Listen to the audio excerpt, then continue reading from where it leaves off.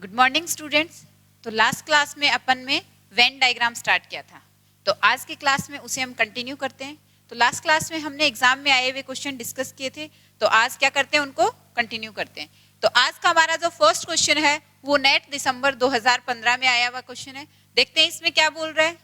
तो इसमें बोल रहा है कि मान लीजिए प्रोफेसरों के एक समूह की 3 मीटिंगें आयोजित की गई। प्रोफेसर्स का एक ग्रुप है और उनकी 3 मीटिंगें हुई, मुंबई, दिल्ली और चेन्नई में। तो कहाँ कहाँ हुई मीटिंग? मुंबई में, दिल्ली में और चेन्नई में। 3 जगह पे उनकी मीटिंगें हुई। समूह के प्रत्येक प्रोफेसर ने ठीक 2 मीटिंग में भाग लिया। तो यहाँ पे ये वाली जो चीज है वो ध्यान देने वाली बात है। ये बोल रहा है कि समूह के प्रत्येक प्रोफेसर ने, तो इस ग्रुप में जो प्रोफेसर है वो प्रत्येक प्रोफेसर ने ठीक 2 मीटिंग में भाग लिया। इस बात का क्या मतलब हुआ कि ठीक 2 मीटिंग में भाग लिया, यानी कि ना तो 2 से कम और ना ही 2 से ज्यादा, केवल और केवल 2 मीटिंग में भाग लिया है उन्होंने। 2 से कम भी नहीं और 2 से ज्यादा नहीं, ठीक 2 मीटिंग में भाग लिया। इस बात को ध्यान रखना है हमें। आगे बोल रहा है कि 21 प्रोफेसरों ने मुंबई की मीटिंग में भाग लिया, 27 ने दिल्ली की मीटिंग में भाग लिया और 30 ने चेन्नई की मीटिंग में भाग लिया। उनमें से कितने चेन्नई और दिल्ली दोनों मीटिंग में शामिल हुए? तो हमसे पूछा क्या है कि चेन्नई और दिल्ली की मीटिंग में शामिल होने वाले प्रोफेसर कितने थे, ये हमसे पूछा है। तो इसको हम कैसे करेंगे? वेन डायग्राम ड्रॉ करके करेंगे। तो इसका वेन डायग्राम देखते हैं कैसे बनेगा। तो सबसे पहले देखते हैं कौन कौन से एलिमेंट हमें दे रखे हैं। तो यहाँ पे क्या दे रखे हैं? 3 प्रोफेसरों की बात हो रही है, प्रोफेसरों के ग्रुप की बात हो रही है, और वहां उनकी 3 मीटिंग हुई कहाँ कहाँ पे? दिल्ली, मुंबई और चेन्नई में। उसके बाद इसका मतलब कि यहाँ पे 3 जगह मीटिंग की बात हो रही है, यानी जो वेन डायग्राम बनेगा वो पार्शियली कनेक्टेड होगा, क्योंकि 2 मीटिंग में भाग ले रहा है प्रत्येक प्रोफेसर, ठीक 2 मीटिंग में। तो इसका जो वेन डायग्राम है वो हम ड्रॉ करते हैं। तो 3 जगह की बात हो रही है, तो 3 जगह तो बनेगी ही बनेगी। ये मान लेते हैं हो गई मुंबई। दूसरा हो गया दिल्ली, तो ये सर्किल हो गया दिल्ली का। और तीसरा बोल रहा है चेन्नई में, तो ये हमारा बन गया चेन्नई का। ये सर्किल हो गया चेन्नई का। अब इसने बोला है कि 21 प्रोफेसरों ने मुंबई की मीटिंग में भाग लिया। तो मुंबई में टोटल कितने प्रोफेसरों ने भाग लिया?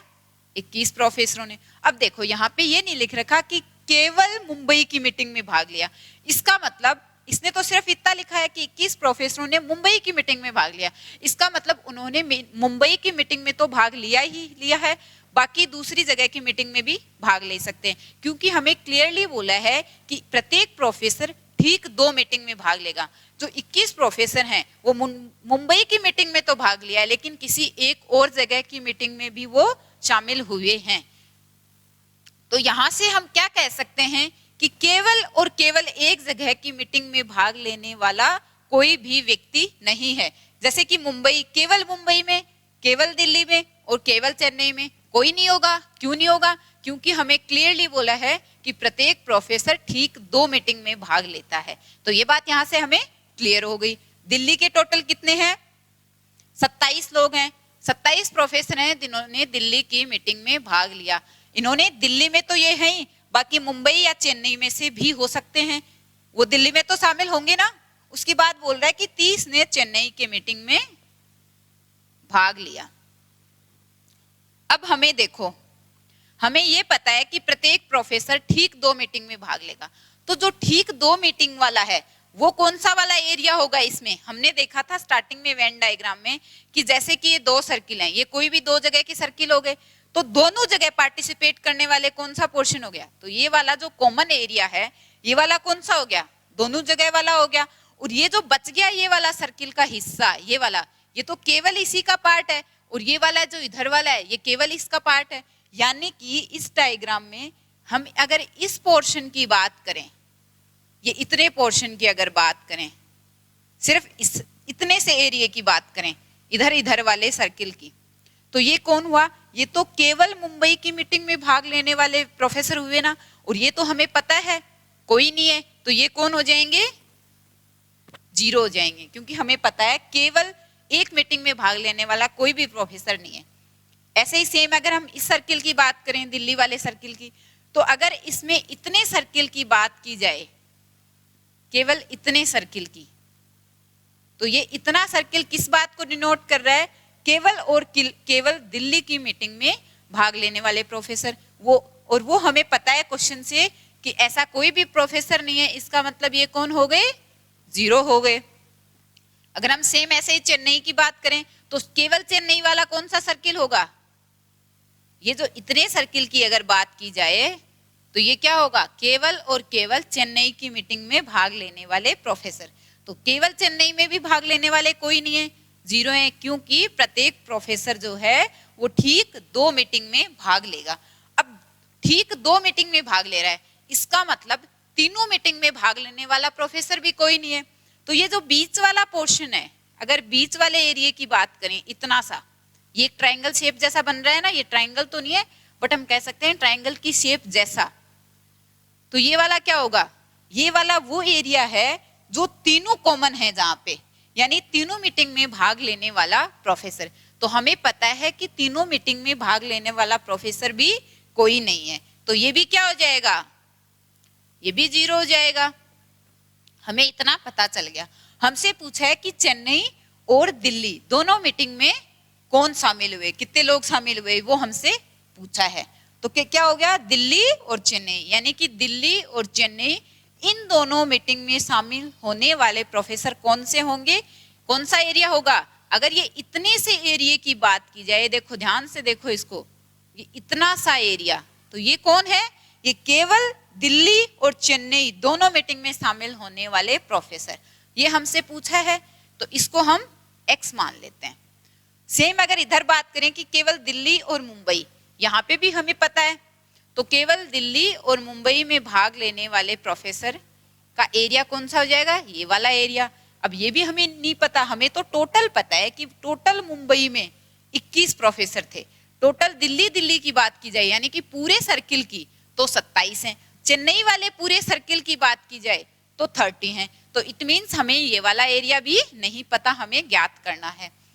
हम ये वाला पता कर पाएंगे तभी तो हम बाकी निकाल पाएंगे। और ये वाला हम मान लेते हैं जेड, ये वाला पोर्शन भी हमें नहीं पता, केवल मुंबई और चेन्नई वाला, ये वाला जो एरिया हो गया ना, ये वाला, ठीक है। अब हमें ये पता है कि मुंबई में टोटल कितने हैं, दिल्ली से टोटल कितने हैं, और चेन्नई वाली मीटिंग में टोटल कितने प्रोफेसर ने भाग लिया। अब अगर देखो ध्यान से, ये जो पूरा सर्किल है, अगर हम पूरे सर्किल की बात करें, जिसमें कि ये वाला जीरो, यानी ये वाला एरिया जो कि केवल मुंबई के प्रोफेसर, मुंबई की मीटिंग में भाग लेने वाले प्रोफेसर, ये जो वाई वाला एरिया है ये मुंबई और दिल्ली वाला हो गया, और ये जो जेड वाला एरिया है ये तीनों वाला हो गया, और इधर सॉरी ये जीरो वाला, और ये जेड वाला है ये मुंबई और चेन्नई दोनों मीटिंग में भाग लेने वाले प्रोफेसर हो गए। बट अगर हम बाकी सर्किल को एक बार के लिए हाइड कर लेते हैं, इन दोनों सर्किल को, अगर हम केवल इस सर्किल की बात करें, केवल इस सर्किल की, एक सर्किल की साइड में मैं कर देती हूँ इसको, एक समझाने पे बाकी के आपको समझ में आ जाएंगे। तो इसमें देखो क्या क्या बन रहा है, एक तो ऐसा डायग्राम बन रहा है और एक ऐसा डायग्राम बन रहा है। तो ये हमें पता है जीरो है, ये वाई लिया है हमने, ये भी जीरो है, और ये हमने जेड लिया है। तो ये अगर अकेले सर्किल की बात की जाए तो ये क्या है? ये मुंबई की मीटिंग में भाग लेने वाले प्रोफेसर्स हैं, ठीक है। और ये हमें पता है कितना है, इस सर्किल की पूरे की वैल्यू हमें पता है कितनी है, 21। तो हम निकाल सकते हैं, यहां से हम क्या निकाल सकते हैं, देखो 0 plus Z plus 0 plus Y equals to कितना है, 21। ये हमें दे रखा है, तो 0 0 तो कुछ नहीं होगा, तो यानी कि यहां से हम बोल सकते हैं y प्लस जेड कितना हो जाएगा, 21 हो गया, ठीक है। हमें यहां से एक चीज पता चल गई। सेम अगर हम दिल्ली वाले सर्किल की बात करें तो ये भी हमें पता है, अगर इस पूरे सर्किल की बात की जाए तो इसमें कितने हैं, 27 प्रोफेसर हैं जिन्होंने की दिल्ली की मीटिंग में भाग लिया। इन दोनों में भी है वो, या तो साथ में मुंबई और चेन्नई वाले इंक्लूड हैं। तो अगर केवल इस सर्किल की बात करें जो कि 27 वैल्यू हमें दे रखी है, तो इसमें कौन कौन शामिल हो गया, ये वाला एरिया जो कि 0 है, ये वाला पोर्शन x, ये वाला एरिया 0 और ये वाला एरिया y। तो अलग अलग पार्टीशन में डिवाइड है, ये अलग अलग एरिया में डिवाइड है ना। तो टोटल देखो 0 0 और x प्लस y, तो 0 0 तो हटा सकते हैं, कुछ नहीं है। x प्लस y कितना हो गया यहाँ से 27। तो एक चीज हमें ये पता चल गई। अगर हम सेम ऐसे ही चेन्नई वाले सर्किल की बात करें, चेन्नई वाले सर्किल की अगर बात करें तो देखो इसमें भी क्या है, z plus 0 plus x plus 0 की वैल्यू कितनी दे रखी है हमें, 30 दे रखी है। तो हमारी एक इक्वेशन हमें यहाँ से मिल रही है, चेन्नई वाले सर्किल से हमें क्या मिल रही है, 0 और 0 तो होगा नहीं, प्लस करेंगे तो 0 ही होगा, z प्लस x। तो यहाँ से हमें मिल रहा है z plus x is equals to 30। तो हमें यहाँ से हमारी 3 इक्वेशन मिल गई। एक में दे रखा है x y प्लस z 21, एक में है z प्लस x 30 है, और एक में है x प्लस y 27। अब देखो अगर हम इन तीनों इक्वेशंस को, हमसे पूछा क्या है, हमसे पूछा है चेन्नई और दिल्ली। तो चेन्नई और दिल्ली यानी कि हमसे x की वैल्यू पूछी है, हमसे क्या फाइंड आउट करना है, हमें x बताना है कितना है, ये हमसे पूछा है x की वैल्यू। तो हम x कैसे निकालेंगे, अगर हम इन तीनों इक्वेशन को ऐड कर देते हैं तो क्या बन रहा है, देखो x भी 2 बार आया है, तीनों को ऐड करने पे y भी 2 बार आया है और z भी 2 बार आया है। तो अगर हम इन तीनों इक्वेशन को ऐड करते हैं तो हमारे पास क्या आता है, देखो y और y, तो 2y हो गए, x इसमें भी है इसमें भी है तो 2x हो गए, z इसमें भी है और इसमें भी है तो 2z हो गए। तो यानी मैं यहाँ पे डायरेक्ट लिख रही हूँ इसको, 2 कॉमन आ गया, x plus y plus z equals to कितने बन गए, 27, 21 और 30 कितने हो गए, 7 और 1 8 हो गए, और 2 2 7 हो गए, 2 2 4 और 3 78 बन गए। ठीक है, तो यानी कि यहाँ से हमें पता चल गया x plus y plus z की वैल्यू क्या आ गई, 39। इसको डिवाइड कर देंगे 2 से तो क्या आ गया 39। ठीक है, अब हमें पूछा है x, ये देखो इसमें क्या बन रहा है x plus y plus z, और हमें देखो यहाँ पे फर्स्ट इक्वेशन जो हमारी बनी थी, यहाँ से हमें y प्लस z की वैल्यू तो पता है 21 है, तो अगर हम इसमें y प्लस z की वैल्यू पुट कर देते हैं तो हमें क्या मिल जाएगी, x की हमारी जो वैल्यू है वो हमें मिल जाएगी। तो y प्लस z कितना है 21 है, तो x plus 21 is equal to 39 हो गया। तो यहाँ पे x की वैल्यू क्या आ जाएगी, इसको माइनस कर लो, इसमें से आगे कर देती हूँ, यहाँ पे स्पेस नहीं बचा, तो यहाँ से x बराबर आ जाएगा 39 माइनस 21 इक्वल्स टू क्या आ जाएगा, 9 में से 1 8 और 3 में से 2 1 18 आ गया। तो हमें पता चल गया ये जो x है इसकी वैल्यू कितनी आ गई 18 यानी कि 18।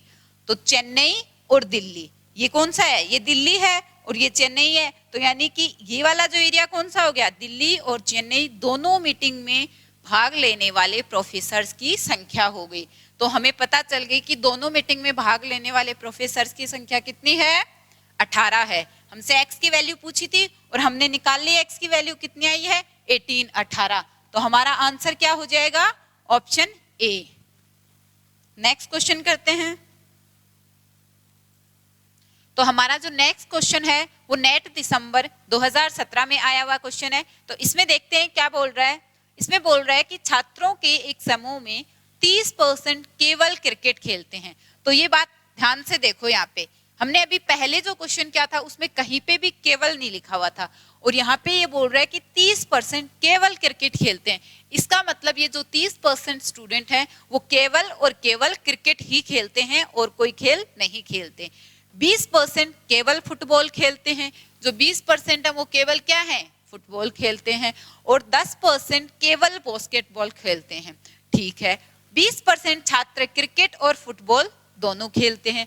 अब ये जो 20% है यहाँ पे कहीं पे भी केवल नहीं लिखा, इसका मतलब जो 20% छात्र हैं वो क्रिकेट और फुटबॉल दोनों खेलते हैं, तो कोई और खेल भी खेल सकते हैं। तो क्रिकेट और फुटबॉल तो वो खेलेंगे ही खेलेंगे।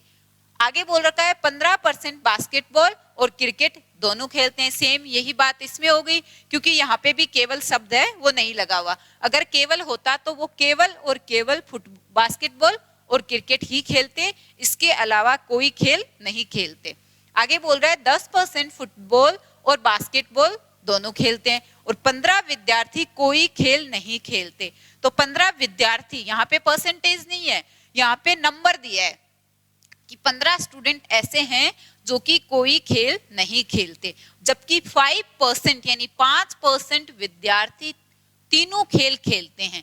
तो यह हमें परसेंट में दिया है कि 5% विद्यार्थी हैं जो कि तीनों खेल खेलते हैं। छात्रों की कुल संख्या कितनी है? तो हमसे क्या पूछा है? छात्रों की कुल संख्या पूछी है। हमें बता रहा है कि छात्रों का कोई ग्रुप है, उसमें 3 टाइप के खेल खेल रहे हैं, वो क्रिकेट खेल रहे हैं, फुटबॉल खेल रहे हैं और बास्केटबॉल खेल रहे हैं। तो अलग अलग परसेंटेज दे रखा है कि ये खेल इतने % स्टूडेंट खेलते हैं, और हमें साथ में दे दिया कि 5% स्टूडेंट वो तीनों खेल भी खेलते हैं, और 15 विद्यार्थी ऐसे हैं जो कि कोई खेल नहीं खेलते। तो हमसे पूछा है तो बताओ कुल संख्या कितनी है छात्रों की। तो हमसे टोटल नंबर ऑफ स्टूडेंट पूछा है, तो हम मान लेते हैं कि टोटल नंबर ऑफ स्टूडेंट वो क्या है? x मान लेते हैं हम। टोटल नंबर ऑफ स्टूडेंट्स को हमने क्या ले लिया? टोटल नंबर ऑफ स्टूडेंट्स को हमने ले लिया नंबर ऑफ स्टूडेंट्स को हमने यहाँ पे ले लेते हैं अगर x ले लिया, ठीक है। अब ये जो टोटल स्टूडेंट्स हैं वो क्या है? 100% है। ये तो अपने आप में 100% ही तो हुए, ठीक है। अब हम बात करते हैं कि हम कैसे फाइंड आउट करेंगे टोटल नंबर ऑफ स्टूडेंट्स। तो वेन डायग्राम बना के करेंगे। 3 एलिमेंट की बात हो रही है यहाँ पे, 3 स्पोर्ट्स यानी 3 खेलों की बात हो रही है। तो हमारे 3 सर्किल ड्रॉ हो जाएंगे। ड्रॉ करते हैं। ये हमारा पहला,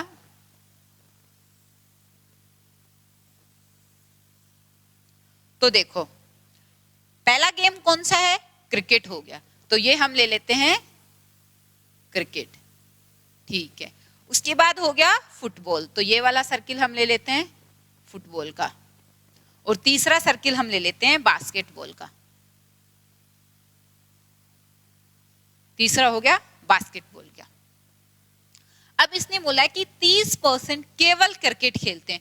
तो इस सर्किल की अगर हम बात करें, ये क्रिकेट वाला सर्किल है, तो इसमें केवल क्रिकेट खेलने वाला जो एरिया है वो कौन सा होगा? हमने देखा था ये वाला जो एरिया है ना, जो तीनों में कॉमन है, ये तो वो है जो छात्र तीनों खेल खेलते हैं उनका है ये वाला एरिया। फिर ये इधर वाला एरिया जो है वो ये हो गया दोनों खेल खेलने वाले यानी क्रिकेट और फुटबॉल खेलने वाले। अगर इस पूरे को अगर इंक्लूड करते हैं तो दोनों में क्या है? क्रिकेट और फुटबॉल दोनों खेल खेलने वाले। और अगर सिर्फ ये इतने से ट्रायंगल जैसी शेप है, अगर इसकी बात करें तो केवल क्रिकेट और फुटबॉल खेलने वाले। तो जो बच गया हमारा ये वाला सर्किल, अगर हम ध्यान से देखो इतने सर्किल की बात की जाए, केवल इतने एरिया की अगर बात की जाए, इधर है केवल इस पोर्शन की, तो ये क्या है? ये केवल और केवल क्रिकेट खेलने वाले छात्रों की संख्या, ये उनका ही क्षेत्र है जो केवल क्रिकेट खेलने वाले हैं। तो हमें कितने दिए? 30%। तो ये जो 30% है ये क्या है? केवल और केवल, ये इसमें इन वाले एरिया में इंक्लूड नहीं होंगे, ये केवल इस एरिया में है, ठीक है। सेम ऐसे ही अगर हम केवल फुटबॉल खेलने वाले देखें तो देखो जो कि किसी और में नहीं आ रहे, किसी दूसरे एरिया के अंदर इंक्लूड नहीं हो रहे, वो एरिया हमारा कौन सा है? ये वाला, जो कि केवल और केवल फुटबॉल खेलते हैं। कितने हैं? 20%। और सेम ऐसे ही अगर हम देखें केवल बास्केटबॉल, तो केवल बास्केटबॉल के क्या होगा? ये वाला एरिया होगा केवल बास्केटबॉल का। तो जैसे जैसे मैं ड्रॉ कर रही हूँ उसको ध्यान से देखो कि मैं लाइन कहाँ से ड्रॉ कर रही हूँ। ये वाला जो एरिया है ना, यहाँ से लेके ये एरिया, सिर्फ इतना वाला एरिया, सिर्फ ये वाला एरिया, तो ये क्या है? केवल बास्केटबॉल खेलने वाले। तो कितने हैं? 10% हैं जो कि केवल बास्केटबॉल खेलते हैं। अब हमारा एक ये एरिया बच रखा है तीनों, तो हमें ये भी पता है कि 5% जो स्टूडेंट हैं वो तीनों खेल खेल रहे हैं। तो इसमें कौन से आ गए? ये 5% आ गए, क्योंकि तीनों का कॉमन है, ये वही एरिया है जो तीनों खेल खेलते हैं, जो तीनों, ठीक है। अब देखो क्या बोल रहा है कि 20% छात्र क्रिकेट और फुटबॉल खेलते हैं। देखो यहाँ पे एक तो केवल नहीं लिखा, इसका मतलब वो क्रिकेट और फुटबॉल तो खेलते हैं, कोई और खेल भी खेल सकते हैं। तो 20% छात्र हैं जो कि क्रिकेट और फुटबॉल दोनों खेलते हैं। तो क्रिकेट ये वाला हो गया और फुटबॉल का सर्किल ये वाला हो गया। तो क्रिकेट और फुटबॉल दोनों खेलने वाला एरिया कौन सा हो गया? ये जो बीच वाला एरिया है ये पूरा। अगर केवल की बात की होती ना तब तो केवल हमारा ये वाला जो एरिया है वो बनता, केवल क्रिकेट और फुटबॉल। लेकिन यहाँ पे बोल रहा है क्रिकेट और फुटबॉल, इसका मतलब ये जो बीच वाला एरिया है दोनों सर्किल के कॉमन एरिया जो है, क्रिकेट का सर्किल और फुटबॉल के सर्किल के जो कॉमन एरिया है ये क्या है? दोनों खेल खेलने वाले विद्यार्थी। कितना दिया है? 20%। लेकिन इस 20% में ये 5% भी तो इंक्लूड है, क्योंकि ये 5% वाला एरिया भी तो इसी में आ रहा है।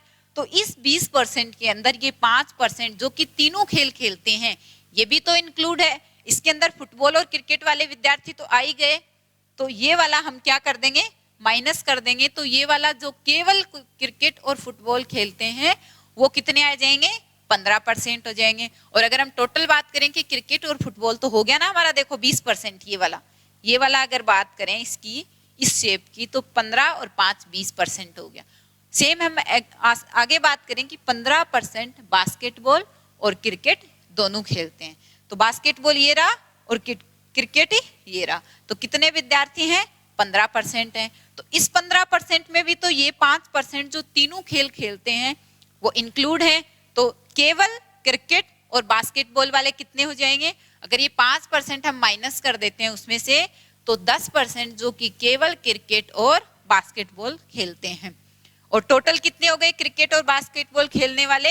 अगर इस एरिया की बात करें यही तो है दोनों में कॉमन, तो ये तो टोटल हो गए ना क्रिकेट और बास्केटबॉल खेलने वाले, तो ये हो गए 15%। ठीक है, अब हमें बोल रहा है कि 10% फुटबॉल और बास्केटबॉल दोनों खेलते हैं।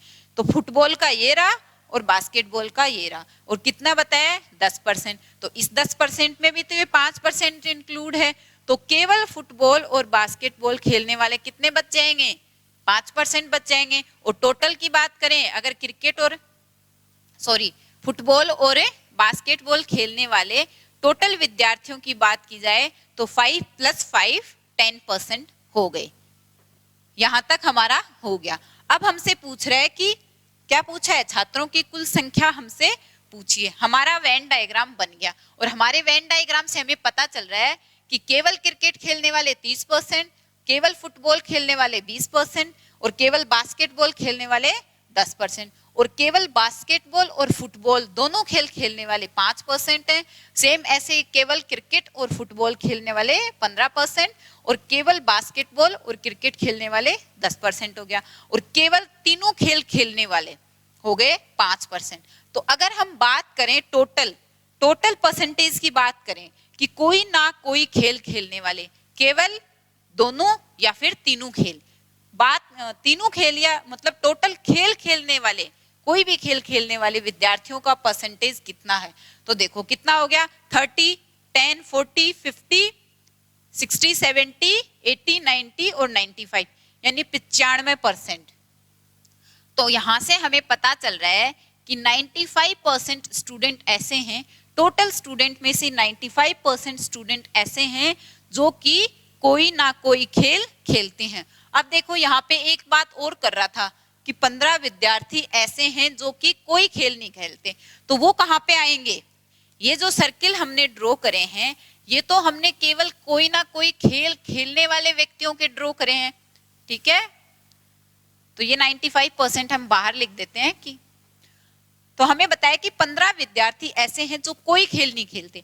तो इन तीनों सर्किल के अंदर तो हमने बात करी है कोई ना कोई खेल खेलने वाले विद्यार्थियों की, और 15 विद्यार्थी हैं, वो परसेंट नहीं है। तो 15 विद्यार्थी ऐसे हैं जो कि कोई खेल नहीं खेलते, तो वो सर्किल से बाहर आएगा, तो कहाँ आ जाएगा? यहाँ आ जाएगा। 15 विद्यार्थी ऐसे हैं जो कि कोई खेल नहीं खेलते। अब हमने देख लिया था कि कोई ना कोई खेल खेलने वाले विद्यार्थी कितने हुए थे? टोटल स्टूडेंट्स के 95%। इसका मतलब कि 5% विद्यार्थी, टोटल 100% ही तो है टोटल स्टूडेंट, उसमें से 95% स्टूडेंट हैं जो कि कोई ना कोई खेल खेलते हैं। तो बच गए कितने? 5% बच गए। 100 में से 95 अगर माइनस कर लेंगे तो 5% विद्यार्थी ऐसे बचेंगे जो कि कोई खेल नहीं खेलते। तो 5% विद्यार्थी कौन से बच गए? जो कि कोई खेल नहीं खेलते। और क्वेश्चन के अकॉर्डिंग हमें क्या दे रखा है कि 15 विद्यार्थी ऐसे हैं जो कि कोई खेल नहीं खेलते। तो ये जो टोटल का 5% है ये किसके बराबर हो जाएगा? ये वो 15 विद्यार्थी ही तो हैं जो कोई खेल नहीं खेलते।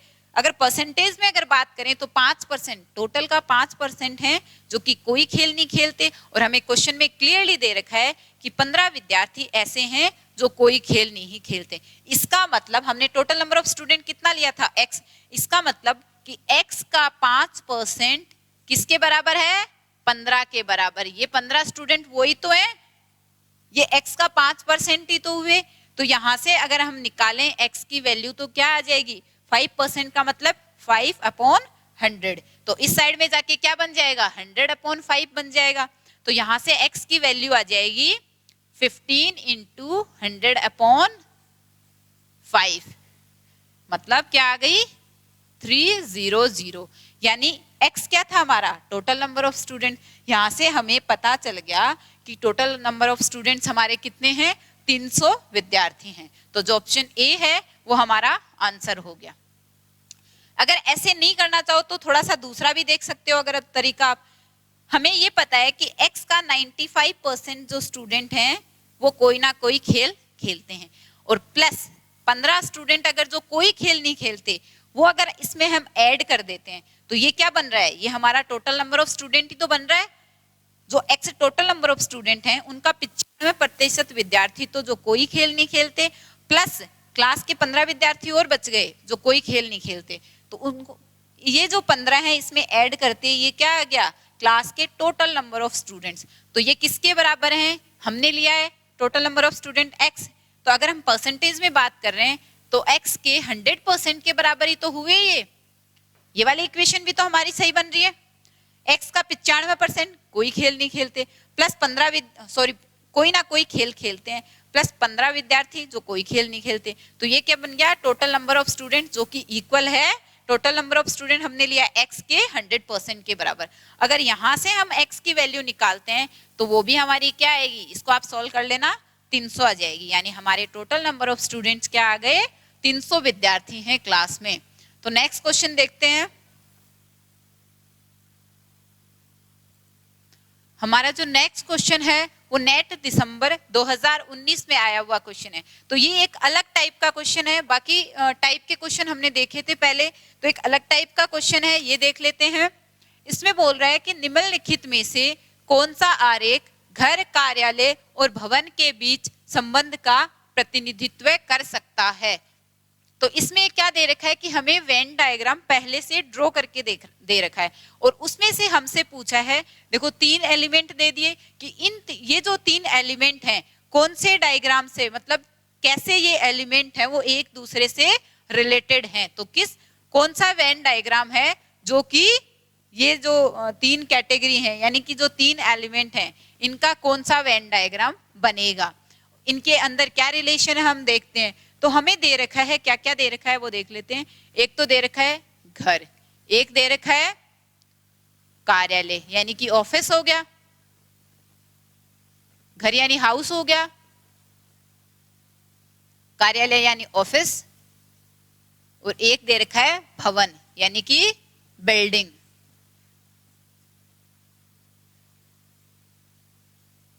एक दे रखी है बिल्डिंग। तो घर, ऑफिस और बिल्डिंग में रिलेशन पूछा है।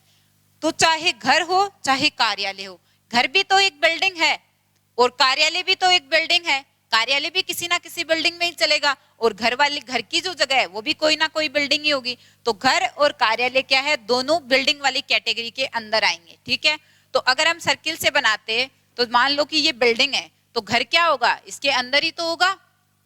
अगर कार्यालय की बात करें तो ये बिल्डिंग है, बिल्डिंग के अंदर ही कार्यालय होगा। समझ में आया कि नहीं आया? तो घर और कार्यालय दोनों के दोनों क्या होंगे? बिल्डिंग के अंदर होंगे। तो देखते हैं कौन से वेन डायग्राम में हमें ये पता चल रहा है। अगर हम फर्स्ट डायग्राम की बात करें, फर्स्ट ऑप्शन की बात करें, तो अगर ये वाला हमारा बिल्डिंग होता है, यानी कि ये बिल्डिंग ही होगा, तो बिल्डिंग के अंदर क्या आ गया, एक घर आ गया और एक क्या आ गया, ऑफिस आ गया।